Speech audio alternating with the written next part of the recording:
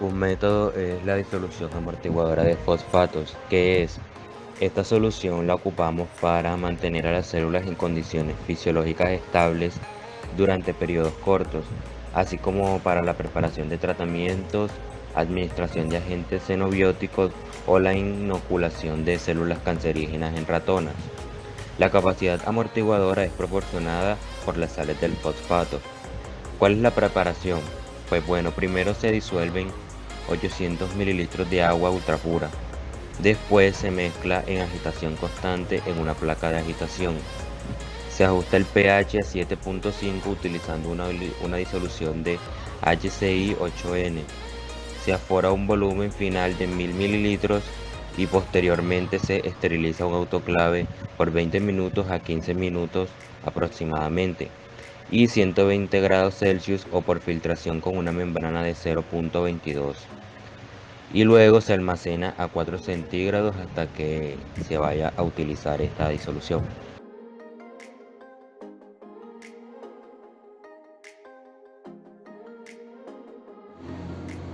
Vamos a preparar una solución amortiguadora o un buffer. Primer paso que tenemos que tener en cuenta es seleccionar un ácido débil con un pK sub A muy cercano al pH deseado o al pH que nos están preguntando. Segundo, vamos a sustituir estos valores del pH y el pK sub A, vamos a sustituirlos en la ecuación de Henderson-Hasselbalch para obtener la proporción base conjugada y ácido. Esta proporción se transforma en cantidades molares para preparar la disolución amortiguadora. Por acá podemos ver la ecuación de Henderson-Hasselbalch. Esta ecuación nos dice que el pH es igual al pK sub A, la constante de oxidación, más el logaritmo natural de la base conjugada sobre el ácido. Ahora, ¿por qué tenemos que tener esa relación en cuenta, la del pH sobre el pK sub A? Pues debe ser igual o muy parecida por la relación de la base conjugada y ácido, que también son muy parecidas. Y por eso se busca un pH muy cercano al pK sub A o viceversa. Ahora veamos un ejemplo. Nos dice, describa cómo preparar un amortiguador de fosfato con un pH aproximado a 2.5. Lo primero que tenemos que tener en cuenta es que para el amortiguador de fosfato, por así decirlo, el elemento principal sería el ácido de fosfato. Entonces, el ácido de fosfato tiene 3 protones, así que tiene 3 métodos de ionización. En el primer método de ionización podemos ver que el ácido fosfato acuoso forma protones para un ion bifosfato. En el segundo caso, podemos ver que el bifosfato se ioniza y forma protones más el monofosfato. Y en el tercer caso podemos ver que el ion monofosfato da protones y forma fosfato. Ahora, como tiene 3 métodos de ionización, tiene 3 constantes de acidez. Para poder determinar el pK sub A necesitamos las constantes de acidez. Esto lo podemos buscar o realizar la operación. Entonces, para encontrar pK sub A necesitamos usar la fórmula de menos logaritmo natural de la constante de acidez para poder hallar el pK sub A. Entonces, en el primer caso tenemos 7.5 por 10 a la menos 3. Para encontrar el pK sub A tendríamos que poner la fórmula menos logaritmo natural de 7.5 por 10 a la menos 3 igual a 2.2. En el segundo caso, menos logaritmo natural de 6.2 por 10 a la menos 8 es igual a 7.21. Y en el tercer caso tenemos que menos logaritmo natural de 4.8 por 10 a la menos 13 es igual a 12.32. Después de ya haber obtenido esto, tenemos que encontrar o identificar cuál de estos valores de pK sub A, como recordemos el primer punto o la primera indicación, pues tenemos que elegir un pK sub A cercano, igual o aproximado, como queramos decirle, al pH que nos están pidiendo. Así que tenemos 2.5 de pH, el que más se acerca, como podemos ver, sería 2.2. Ahora, después de haber encontrado pK sub A, vamos a la ecuación de Henderson-Hasselbalch. Recordémosla, nos decía que pH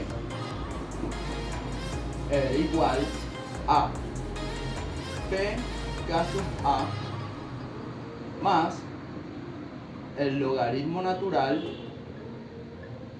de la base conjugada sobre el ácido. Ahora empezamos a cambiar datos o a reemplazar los datos. El pH nos lo da la ecuación acá, sería 2.5 igual a el pK sub A, que lo habíamos elegido, 2.12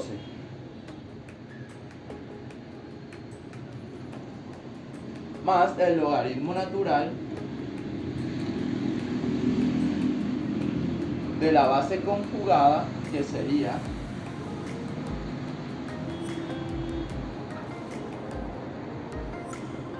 sobre el ácido. En este caso el ácido sería la misma fórmula del ácido fosfato.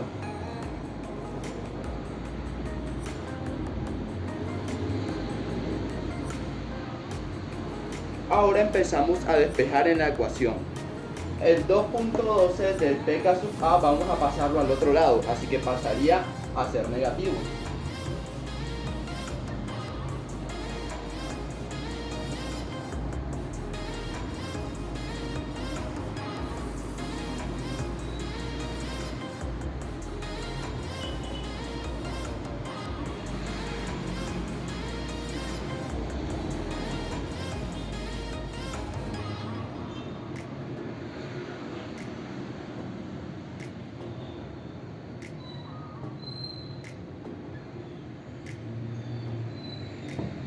Ahora vamos a hacer esta operación.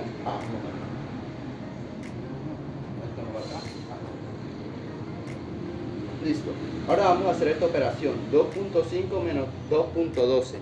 Eso nos daría un resultado de 0.38.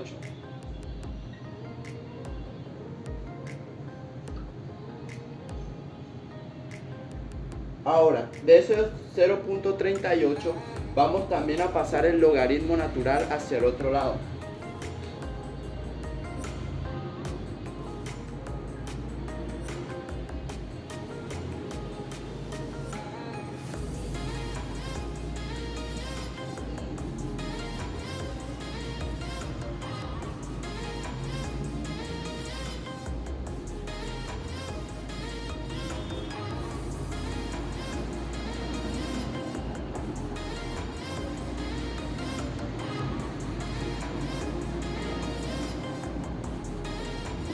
Ahora, acá tenemos una situación.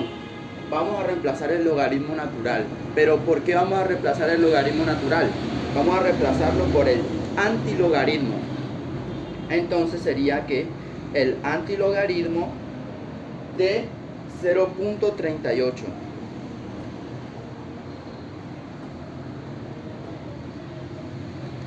Entonces nos daría que el antilogaritmo sería 10 elevado a la 0.38.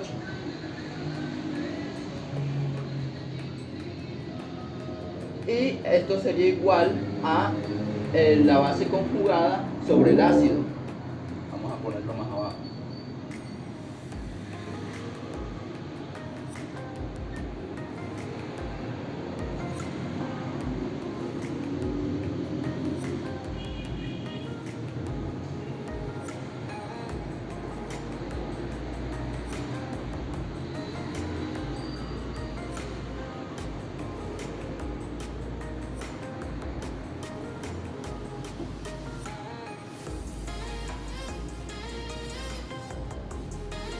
Entonces, la base conjugada sobre el ácido nos daría igual a, vamos a escribir aquí el resultado,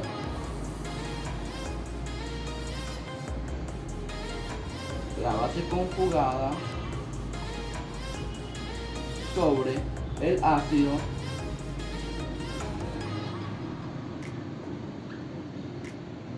nos daría igual a el antilogaritmo de 0.38, que es igual a 2.39.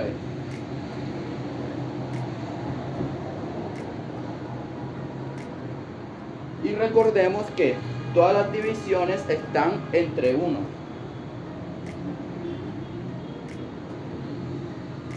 Así que para crear un amortiguador de fosfato tenemos la relación entre la base conjugada y el ácido de 2.39 entre 1.0.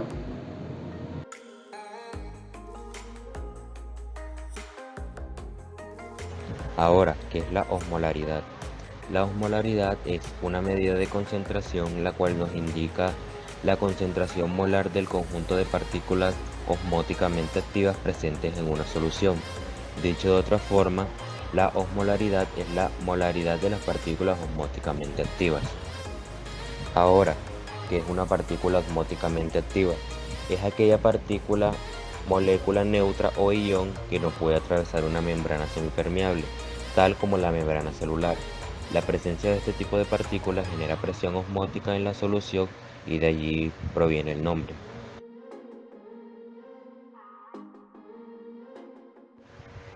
La molaridad es aquella concentración de una solución expresada en moles de soluto por litro de solución.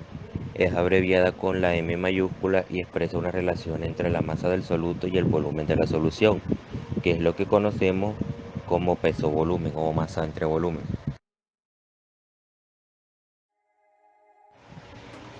Ahora, ¿qué son los moles?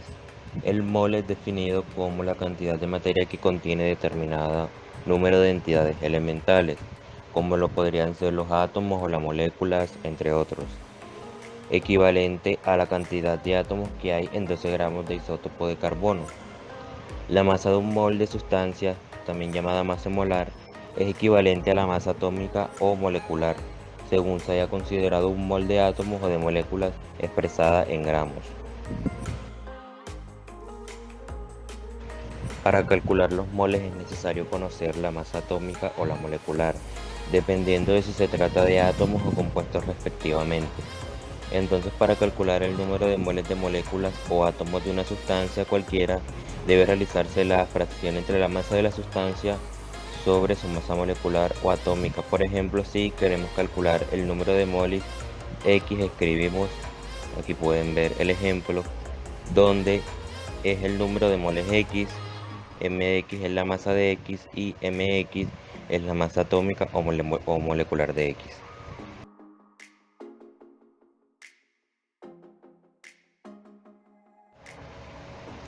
El osmol es una unidad de medida que define el número de moles de un compuesto químico que contribuye a la presión osmótica de una disolución. El término deriva de la osmosis y es normalmente utilizado para disoluciones osmóticamente activas.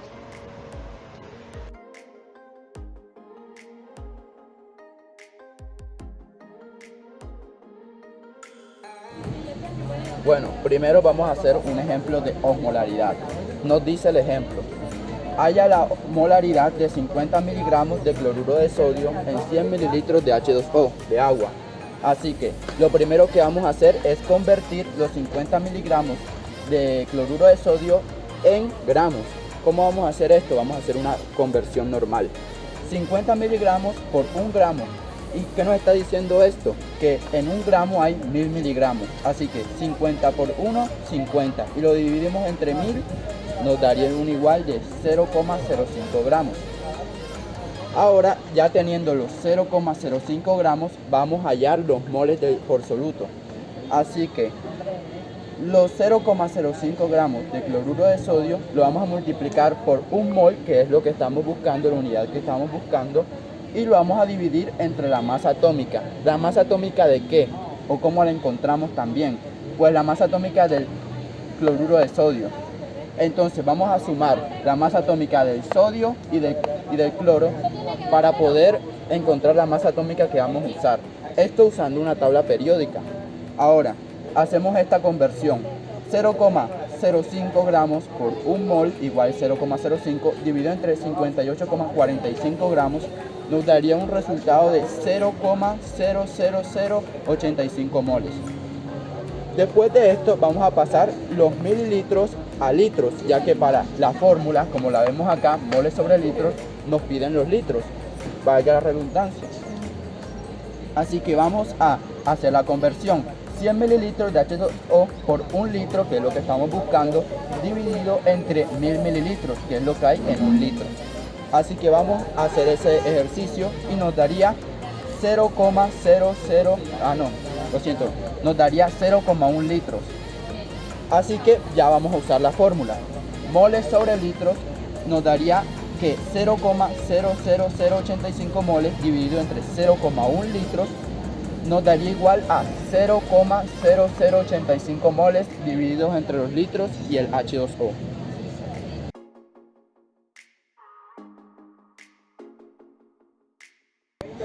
Bueno, ahora hablaremos de osmolaridad. Para esto utilizaremos este ejemplo. Hallaremos la molaridad de una disolución de 50 miligramos de cloruro de sodio en 100 mililitros de H2O, o como comúnmente la conocemos, agua.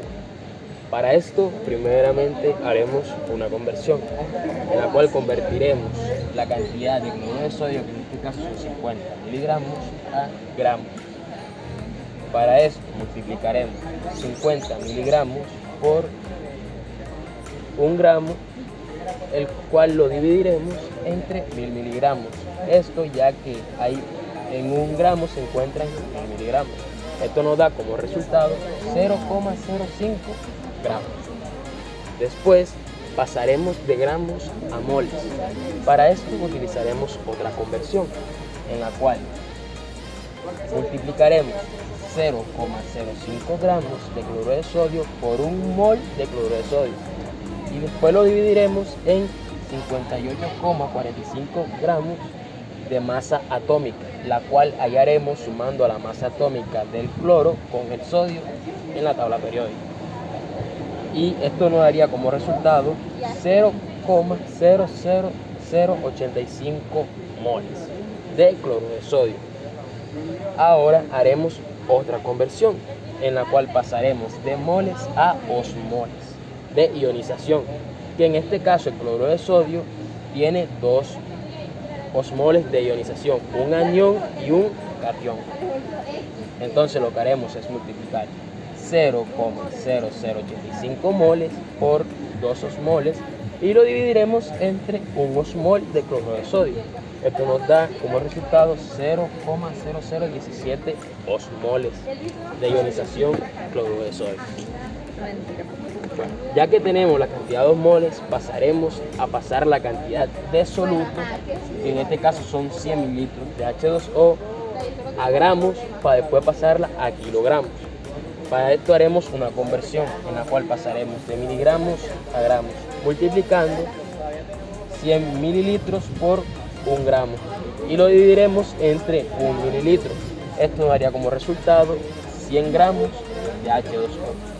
Ahora pasaremos de gramos a kilogramos, que es lo que tratamos de buscar para sacar la molaridad de este ejemplo, lo cual lo conseguiremos multiplicando los 100 gramos de H2O por 1 kilo y después dividirlo entre 1000 gramos, que sería la cantidad de gramos que hay en 1 kilo. Esto nos daría como resultado 0,1 kilogramos de H2O o solvente. Ya que hallamos la cantidad de osmoles y de kilogramos de soluto que hay en esta operación, en esta solución, pasaremos a utilizar la fórmula de la osmolaridad, la cual es osmoles sobre kilogramos solvente. Lo que haremos ahora es dividir 0,0017 osmoles sobre 0,1 kilogramos de H2O o soluto, que es el soluto que tenemos en este ejemplo. Esto nos daría como resultado 0,017 osmoles sobre kilogramos H2O o kilogramos agua.